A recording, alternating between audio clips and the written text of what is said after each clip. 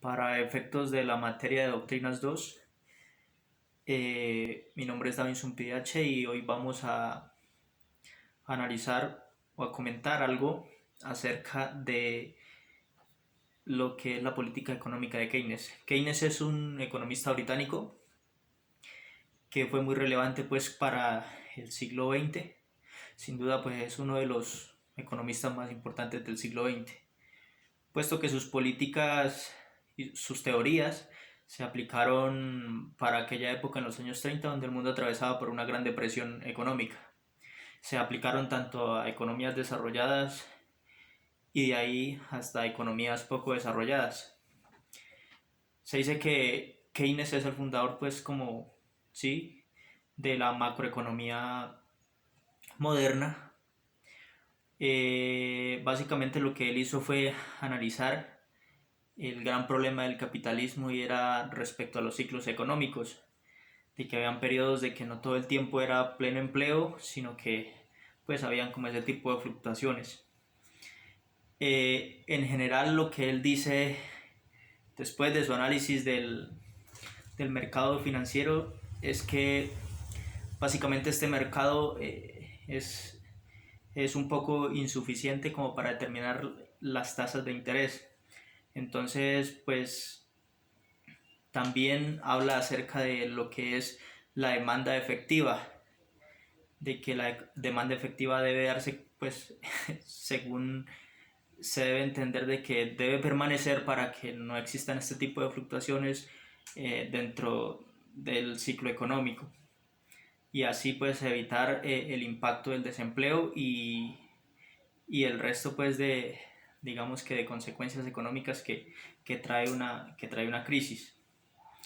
La baja demanda, según él, se dice que se da por la especulación y las expectativas futuras que tienen los agentes económicos, pues del futuro.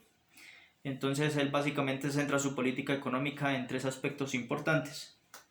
el aspecto de política monetaria, una política fiscal y una política cambiaria. Dentro de la política monetaria él analiza de que hay dos errores por los cuales la política monetaria no puede funcionar. Y la primera es por la trampa de la liquidez. La trampa de la liquidez es de que hay mucho dinero en la economía, mucha masa monetaria, debido a algunas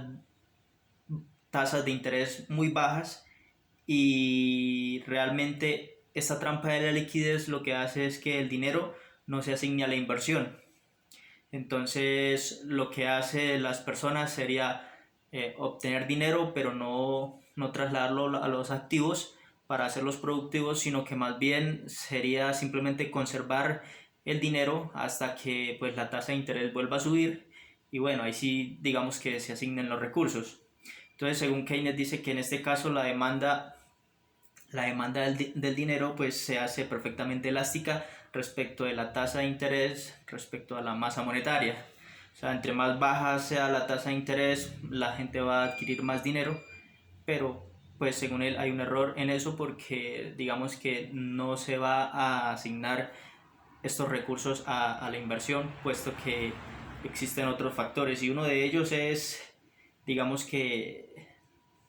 hoy día se llama la tasa interna de rendimiento, pero lo que llamó de esa manera se llama eficiencia marginal del capital. Y es que cuando la eficiencia marginal del capital no es muy provechosa, muy rentable para el inversionista o para el agente económico, pues difícilmente él va a tomar decisiones de inversión. Es por eso que la trampa de liquidez con tasas de interés bajas, sin una eficiencia marginal del capital importante, pues el dinero simplemente se va a quedar en, en poder de los agentes económicos, sin asignaciones. Entonces, esas son una de las problemáticas que él menciona. Sin embargo, hay también lo que menciona de que la inversión en algún momento o ese capital que se va a invertir se vuelve insensible a la tasa de interés, y entonces y entonces es porque justamente la eficiencia marginal del capital pues no es muy rentable. Respecto a la política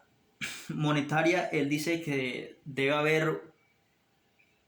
antes de eso plantea que deben haber unas instituciones sofisticadas, sólidas, pues que manejen todo este tipo de especulación para que, digamos, esa especulación no genere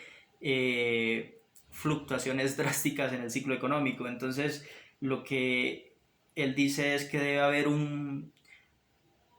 como política monetaria debe haber dentro de la economía o dentro del país una entidad que administre la tasa de interés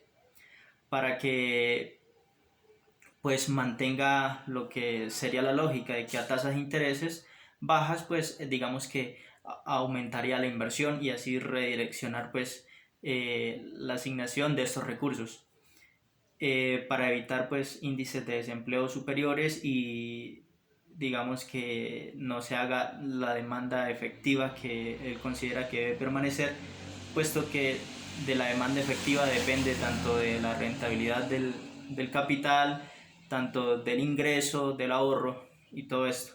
Porque él también considera que el ingreso depende, que el ingreso depende es digamos, que el ahorro depende del ingreso y no como la visión clásica lo tenía de que el ahorro dependía era de la tasa de interés. Entonces, frente a la política monetaria, se dice que es necesario este tipo de situaciones para que digamos que la economía se mantenga pues como en pleno empleo.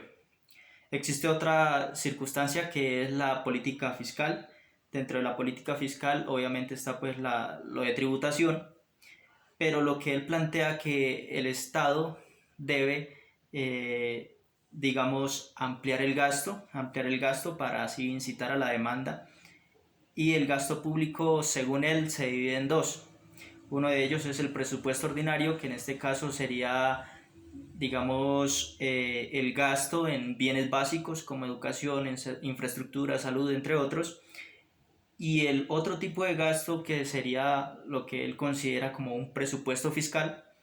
que es básicamente inversiones, dinero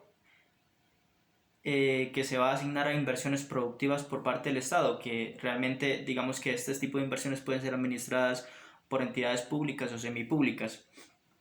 Entonces, lo que él plantea es que el presupuesto ordinario, el de los servicios, el gasto en servicios básicos, se mantenga siempre en superávit o equilibrado. Y que digamos que el presupuesto fiscal, el presupuesto de capital, digamos que si sufre un déficit de este presupuesto de inversiones por parte del Estado, pues sencillamente se puede compensar con el presupuesto ordinario. Eso en cuanto a política fiscal. A política cambiaria, él dice que es necesario de que exista un equilibrio entre el panorama externo y los precios, y frente a eso entonces dice que necesariamente debe existir una organización de mercado internacional que cumpla cuatro objetivos fundamentales. El primero es que cree una moneda universal, el segundo es que corrija y mantenga el equilibrio y corrija los desequilibrios comerciales para, para así compensar automáticamente, digamos, las economías. Porque considera que se tiene que evitar de que las economías con déficit no digamos que no se le asignen capitales de manera especulativa para que pues solventen eso. Entonces, básicamente va como en defensa de las economías que están muy endeudadas. Otro punto importante que él menciona son las normas de administración cambiaria que deben existir dentro de la Organización de Mercado Internacional, y la última es el mecanismo de control de capitales. Keynes, lo repito de nuevo, fue uno de los economistas más influyentes del siglo XX, y sus políticas pues digamos que en algún momento de la vida se han venido utilizando, y se le puede decir a Keynes que es un defensor abiertamente de que el Estado eh, interfiera en la economía, interfiera en el mercado para que, según él, se eviten pues este tipo de fluctuaciones económicas que vayan a afectar tanto el empleo y la asignación de recursos. Él estaba en contra de, perdón, él estaba a favor eh, de tres aspectos importantes que los considera como su política, y que la cual pues debe ser la política social que según él pues mantiene en esa visión, y es que debe existir tanto la eficiencia económica como la justicia social, pero también la libertad individual. Por eso su política no es una política económica de asignación, sino se dice que es una política de movilización de recursos para así fomentar una demanda efectiva y evitar pues fluctuaciones en el ciclo económico debido a las especulaciones de los agentes económicos. Muchas gracias.